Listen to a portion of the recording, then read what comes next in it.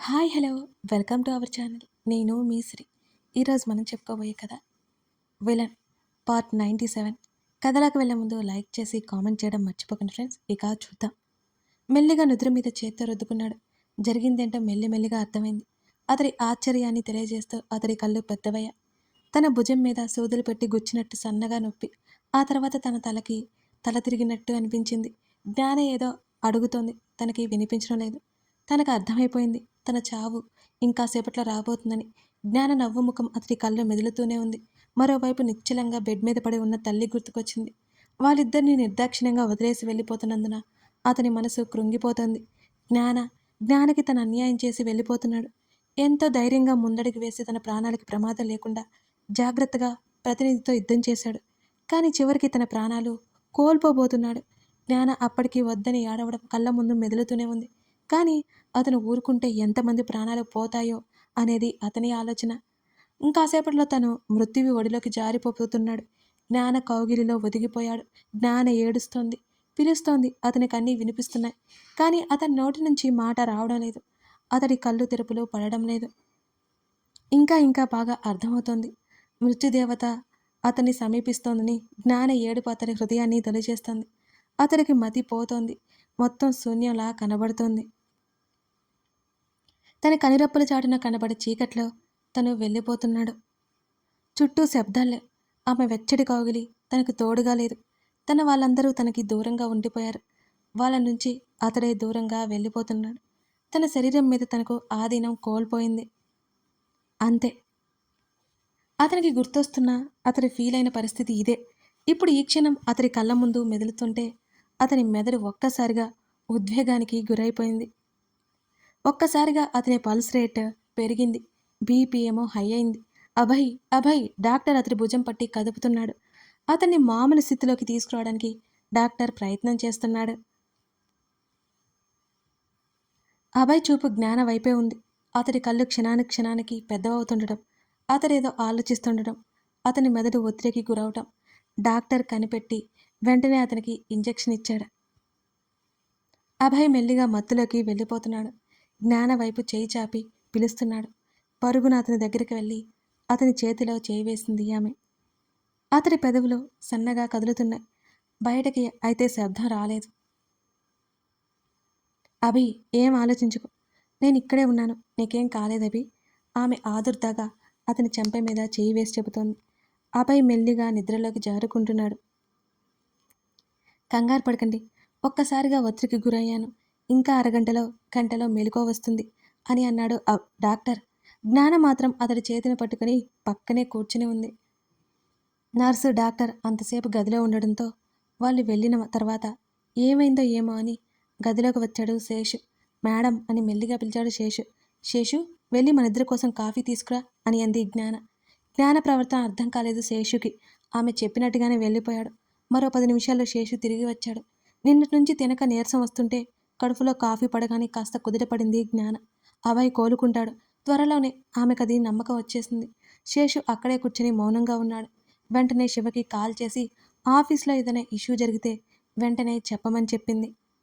అభయ్ హాస్పిటల్లో ఉన్నాడని తెలిసిన శివ వెంటనే వచ్చేస్తానని చెప్పిన జ్ఞాన ఆఫీస్లోనే ఉండమని రిక్వెస్ట్ చేసింది. మేడం, మీరు ఫ్రెష్ అయ్యారండి మేడం, టిఫిన్ తీసుకొస్తాను అన్నాడు శేషు. ఆమె ముందు రోజు రాత్రి నుంచి కనీసం తినలేదు. కన్ను అయినా మూయలేదు. నో థ్యాంక్స్ అంది జ్ఞాన. అంతలోనే ఏదో గుర్తుకొచ్చినట్లుగా, శేషు, ఒకసారి ఇంటికి ఫోన్ చేసి అంతా ఎలా ఉందో కనుక్కో అని అంది క్రీచ్ని ఉద్దేశించి. శేషుకి అర్థమయ్యి అక్కడి నుంచి బయటకు వెళ్ళాడు. మరొక గంట భారంగా గడిచింది. ఆలోపే డాక్టర్, నర్స్ వచ్చి ఉన్నారు. ముఖం మీద నీళ్లు కట్టుకుని కర్చీఫ్తో తుడుచుకుని అక్కడే కూర్చుంది జ్ఞాన. అబ్బాయికి స్పృహ వస్తున్నట్టు అర్థమైంది. ముగ్గురు అతడి మంచం చుట్టూ చేరారు. అతడు మెల్లిగా కళ్ళు తెరిచాడు. జ్ఞాన మస్కగా కనబడుతోంది. మీరు స్ట్రెస్ ఫీల్ అవ్వద్దు Abhay, doctor Abhay BP check చేస్తూ అన్నాడు. అభయ్ కళ్ళకు జ్ఞాన ఇంకా మస్కగానే కనబడుతోంది. కాసేపటికి ఆమె రూపం స్పష్టమైంది. జ్ఞాన డాక్టర్ వైపు చూస్తోంది. He is perfectly all right అని చెప్పి నర్సుని ఇంజెక్షన్ చేయమన్నట్టు సైగ చేశాడు డాక్టర్. కాసేపటికి వాళ్ళు వెళ్ళిపోయారు. మెల్లిగా అభయ్ చేతిని పట్టుకుంది జ్ఞాన. అభి, ఇప్పుడు ఎలా ఉంది నెమ్మదిగా అడిగింది జ్ఞాన. అతడు సమాధానం చెప్పలేదు. ఆమె అరచేతిలో ముఖం దాచుకున్నాడు. అతడి పక్కకి చేరి అతని తలని తనకి హత్తుకుంది. ఆమె నడుము చుట్టూ చేతులు వేసి ఆమె గుండెల్లో ముఖం దాచుకున్నాడు. అభయ్. అభి. అతడి జుట్టుని చెరిపేసింది, సరిచేసింది. సారీ అన్నాడు మెల్లిగా. ఎక్కువ ఆలోచించకుండా రెస్ట్ తీసుకో, జ్ఞాన మెల్లిగా చెప్పింది. ఆమె నుంచి దూరం జరిగాడు అభయ్. నీకేదైనా ఫుడ్ కానీ జ్యూస్ కానీ పెట్టొచ్చా? లేదా చెప్పడం మర్చిపోయినట్టారు. నేను కనుక్కొని వస్తాను. నువ్వు ఎక్కువ ఆలోచించుకో అని జ్ఞాన చెప్పింది. అతడేం మాట్లాడలేదు. నేను ఇంటికి వెళ్ళొస్తాను. జాగ్రత్తగా ఉంటావు కదూ? అతడినే చూస్తూ అడిగింది జ్ఞాన. జ్ఞాన వైపు చూశాడు పరీక్షగా. ఆమె ముఖం వాడిపోయింది. ఆమె కళ్ళు ఉబ్బి ఉన్నాయి. ఏమీ తినలేదు, నిద్రపోలేదని అతనికి క్లియర్గా అర్థమవుతోంది ఓవైపు. అభయ్ తల ఊపాడు సరే అన్నట్టుగా. టిఫిన్ చేసి ఫ్రెష్ అయ్యి రండి అని అన్నాడు అభయ్ మెల్లిగా. జ్ఞాన తల ఊపి అతని చెంప మీద చేతిని వేసి అతని నుదుటి మీద ముద్దు పెట్టుకుని దూరం జరిగింది. మెల్లిగా అతని చేతిని వదిలి శేషుకు చెప్పి బయటకు తీసుకొచ్చింది జ్ఞాన. బయటకొచ్చింది. తనే డ్రైవ్ చేసుకుంటూ ఇంటికి బయలుదేరింది. శేషు అక్కడే అభయ్ దగ్గరే ఉన్నాడు. ఉదయాన్నే రవలి ఉన్న ఆయుర్వేదిక్ హాస్పిటల్ దగ్గరికి వెళ్ళారు రక్షిత్, స్వేచ్ఛ. ఆమె ట్రీట్మెంట్కి రెస్పాండ్ అవుతుందేమోనని చెప్పి పేషెంట్ని కలవడానికి వీల్లేదని చెప్పారు. ఎందుకు? రక్షిత్ సీరియస్గా అడిగాడు వాళ్ళని. ఆమె భయపడుతుంది. ట్రీట్మెంట్లో కొన్నిసార్లు ఆమె బాధపడక తప్పదు. అక్కడ ఉండలేక ఇంటికి తీసుకెళ్ళమంటుంది. అలాగే మేము ఆమెని కష్టపెట్టలేదు. అర్థం చేసుకుని మాకు సహకరించండి వాళ్ళు చెప్పడంతో. నిద్రపోతున్నప్పుడైనా చూసి వెళ్తాం రిక్వెస్ట్ చేశాడు రక్షిత్. వాళ్ళు ఒప్పుకున్నారు. మరో గంట తర్వాత రవలి నిద్రలో ఉండగానే వెళ్ళి చూసి వచ్చేశారు వాళ్ళు. అక్కడి నుంచి బయటికి రాగానే బోరున వర్షం పడింది. గబగబా ఒక షాప్ దగ్గరికి వచ్చి క్యాబ్ కోసం ఎదురు చూస్తున్నారు ఇద్దరు. క్యాబ్ రాగానే ఇద్దరు ఎక్కి వాళ్ళు ఉన్న హోటల్ ముందు దిగారు. అప్పటికి సగం తడిచిపోయి ఉన్నారు. గబగబా లోపలికి పరిగెత్తి తమ రూమ్ వైపుకి వెళ్ళారు.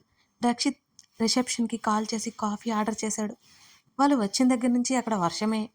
రవలి గురించి జ్ఞానతో మాట్లాడాలి అనుకుని కాల్ చేశాడు. ఒకవైపు తల తుడుచుకుంటూ జ్ఞాన కాల్ కోసం ఎదురు చూస్తున్నాడు. అతను ఫోన్లో ఉన్నాడని అర్థమై బాల్కనీలోకి వెళ్ళి వర్షంలో తడవసాగింది స్వేచ్ఛ. అవి పట్టించుకోకుండా జ్ఞాన మాట కోసం ఎదురు చూస్తున్నాడు రక్షిత్. అన్నయ్య అంది జ్ఞాన. జ్ఞాన, ఇవాళ అత్తయ్య దగ్గరికి వెళ్ళాం అంటూ జరిగింది మొత్తం వివరించాడు రక్షిత్. ఇక్కడైనా మనం ఫిజియోథెరపీ చేయించి మన అత్తయ్యకి చాలా బాధ ఉంటుందన్నయ్య. ఇన్ని రోజులు కదలకుండా ఉన్న శరీరంకి చలనం కలిగించాలంటే కాస్త ఇబ్బందిగా ఉంటుంది. ఇబ్బంది పెడతారు. అక్కడికి అసలు పేషెంట్ తాలూకా ఎవరిని రావడానికి వీల్లేదన్నారు. మీరు ఇంకో 4 రోజులు ఉండండి. ఆ తర్వాత ఇక్కడికి రావాలనిపిస్తే రండి. అత్తయ్యకి సెక్యూరిటీ అరేంజ్ చేశాను ఆల్రెడీ. అత్తయ్య అక్కడ ఉందని ఎవరికీ తెలియదు. మీకు ఉండాలనిపించిన అన్ని రోజులు అక్కడే ఉండేసి వచ్చేయండి. ఇక్కడ ఏం పర్లేదు అని అంది జ్ఞాన. సరే అలాగే. డ్రైవింగ్లో ఉన్నట్టున్నావు, ఆఫీస్కి వెళ్తున్నావా అని అన్నాడు రక్షిత్. అవును అంది జ్ఞాన. అబద్ధం చెప్పింది. సరే వెళ్ళు, జాగ్రత్త అన్నాడు రక్షిత్. నా గురించి వదిలేసి మీరు కేరళలో ఎంజాయ్ చేయండి. అది చాలా మంచి ప్లేస్, చూసి రండి అని నవ్వి కాల్ కట్ చేసింది జ్ఞాన. బాల్కనీ డోర్ టపటపా కొట్టుకుంటుంటే అది ముయ్యడానికి అటువైపుకు వెళ్ళాడు రక్షిత్. అక్కడ కనిపించిన దృశ్యం చూడగానే అతని బ్రుకుటి ముడిపడింది. చేతులు చాపి తల వెనక్కి వాల్చి కళ్ళు మూసుకుని వర్షాన్ని ఆస్వాదిస్తోంది స్వేచ్ఛ. స్వేచ్ఛ అతని అరుపుకి ఉలిక్కిపడింది. అతడు వచ్చాడని తెలియగానే భయంగా చూస్తోంది. చున్నీ ఎక్కడుందో వెతికి అది తడిసిపోతూ ఉండడంతో దాన్ని అక్కడే పడేసి తల వంచుకుని తడి బట్టలతో బాల్కనీ డోర్ దగ్గరికి వచ్చింది స్వేచ్ఛ. తడిచిన బట్టల్లో ఉన్న స్వేచ్ఛని చూసి కొన్ని క్షణాలు చూపు తిప్పుకోలేకపోయాడు రక్షిత్. ఆమె వర్షంలో తడిచిందన్న విషయాన్ని అతను ఆ క్షణం మర్చిపోయాడు. ఆమె ముఖం మీద నుండి వర్షపు చినుకులు ఆమె శరీరం అంతా తడిపేస్తున్నాయి. వాకిలి అడ్డుగా ఉన్న అతడు ఎటు తప్పుకోకపోవడంతో తల ఎత్తి అతని వంక చూసింది స్వేచ్ఛ. తన్ని చూస్తే కనిపించడంతో ఆమె కళ్ళు పెద్దవయ్యాయి. ఎప్పట్లా లేని అతని చూపులు చూసి తడబడి గబుక్కున అతని పక్క నుంచి గదిలోకి వచ్చింది స్వేచ్ఛ. వెళ్తున్న ఆమె చేతిని పట్టుకున్నాడు రక్షిత్. అప్పటి వరకు వర్షంలో తడుస్తుంటే తెలియలేదు, కానీ లోపలికి వచ్చాక చలికి వణికిపోతుంది స్వేచ్ఛ. చేతులు కట్టుకుని వణికిపోతూ అతడి వైపు చూసింది ఆమె. బాల్కనీ డోర్ పెద్ద శబ్దం చేస్తూ మూసుకుంది. ఉలిక్కిపడి ఈ లోకంలోకి వచ్చాడు రక్షిత్.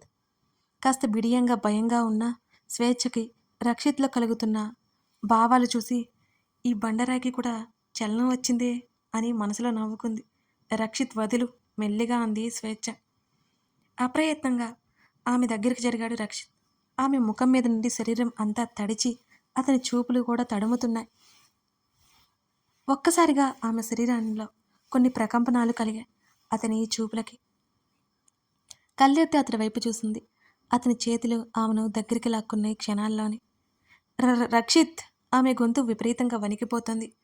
అతడి పెదవులు శుద్ధిమెత్తగా ఆమె ముఖాన్ని తడుముతున్నాయి. విపరీతమైన చలికి అతని వెచ్చటి కౌగిలిలో ఒదిగిపోయింది స్వేచ్ఛ. ఆమెని చేతిలోకి తీసుకుని బెడ్ మీద చేర్చాడు. వేగంగా ఊపిరి తీసుకుంటూ అరమోడ్పు కళ్ళతో అతన్నే చూస్తుంది స్వేచ్ఛ. ఆమె మీదకు వాలగానే ముఖాన్ని చప్పున పక్కకు తిప్పేసుకుంది. స్వేచ్ఛ! మృదు మధురంగా ఉంది అతడి స్వరం. అతడి వైపు చూడలేదామె. మెల్లిగా ముందుకు వంగి ఆమె చెంప మీద చివరన ముద్దందించాడు. అతని చొక్కాని దొరకబుచ్చుకుని గట్టిగా పట్టుకుంది స్వేచ్ఛ. స్వేచ్ఛ! మన బంధాన్ని ముందుకు తీసుకువెళ్ళడానికి ఇంతకంటే మంచి సమయం లేదనిపిస్తుంది నాకు. నీకు ఇదంతా ఇష్టమేనా? ఆమె చెవి దగ్గర అతడు చెప్తుంటే వెచ్చగా తాకుతున్న అతడి ఊపిరి ఆమెను సరికొత్త లోకాలకి తీసుకువెళుతోంది. మెల్లిగా అతడి వైపు తల తిప్పింది. ఇష్టమే అని చెప్పాలనుకుంటోంది కానీ ఆమెకి మాట రావడం లేదు. తల తిప్పాలి అనుకుంటోంది కానీ ఎలానో తెలియడం లేదు. అలాంటి సందిగ్ధంలో పడిపోయింది స్వేచ్ఛ. అతడు సూటిగా చూస్తుంటే అతడి కళ్ళలోకి చూడలేక ఆమె కళ్ళు దించేసుకుంది. చెప్పు, అతడు మరోసారి అడిగాడు ఆమెని. వెంటనే అతని కళ్ళలోకి చూసింది. నీకు తెలియదా అన్నట్టుగా. కొన్ని క్షణాలు ఆమెనే చూసి ఆమె చూపుల్లో భావం కనిపెట్టి ఆమె పాపిట్లో ముద్దు పెట్టుకున్నాడు అతను. నా జీవితానికి అర్థం నువ్వు, నా సర్వస్వం నువ్వు. నిన్ను భారీగా స్వీకరించాలని అనిపిస్తోంది. నువ్వే నేనని, మనమిద్దరం వేరు కాదని నా అభిప్రాయం. నీతో నా జీవితాన్ని పంచుకోవాలనుంది. నా మనస్ఫూర్తిగా చెబుతున్నా నీ మాట అని అన్నాడు అతను చాలా మృదువుగా. ఆమె కంటి నుండి కారిన కన్నీటి చెమ్మ ఆమె కంటి కొనల దగ్గర ఉన్న వర్షం నీటితో కలిసి దిండిలోకి ఇంకిపోయింది అతని మాటలకు. అతడి చెంప మీద చేయి వేసి అతని తలని దగ్గరికి అనుకుని అతన్ని ముద్దు పెట్టుకుంది. ఆమె గుండెల్లో ముఖం దాచుకున్నాడు అతను. అతని చుట్టూ చేతులు బిగించింది స్వేచ్ఛ. ప్రేమ వెల్లువై ఉప్పొంగింది. ప్రేమతో పాటు మోహపు వీచుకొకటి వారిని సమీపించింది. ఆమె పెదవులను సున్నితంగా ముద్దాడి ప్రణయానికి శ్రీకారం చుట్టాడు రక్షిత్. ఇద్దరికి ఆ ముద్దుతో చుట్టూ కాలం ఆగిపోయిందా అనిపించింది. మునిపెన్నడూ ఎరగని కొత్త భావన. దేహాలు ముడిపడిపోయాయి. అతని చేతులలో ఆమె శరీరం వీణలా మారిపోయింది. హద్దులు చెరిపేసి ముద్దుల యుద్ధాలు మొదలెట్టి ప్రేమ సరాగాలు సాగించి మెల్లిగా ఒకరిలో ఒకరు లీనమై మిళితమై ఒకరికొకరు అయిపోయారు ఆ ఇద్దరు. కథ కొనసాగుతోంది. స్వేచ్ఛ రక్షిత్ మొత్తానికి ఒక్కటైపోయారన్నమాట. రక్షిత్ మనసులో ఏముందో స్వేచ్ఛ కూడా అర్థమైపోయింది. మరోవైపు అభయ్ ప్రాణాలతో బయటపడ్డాడు. నెక్స్ట్ జ్ఞాన ఏ స్టెప్ వేయబోతుందో తెలుసుకుందాం. మన కథ నచ్చితే లైక్ చేసి కామెంట్ చేయడం మర్చిపోకండి friends. Thank you for watching this video. మరో ఎపిసోడ్తో కలుద్దాం.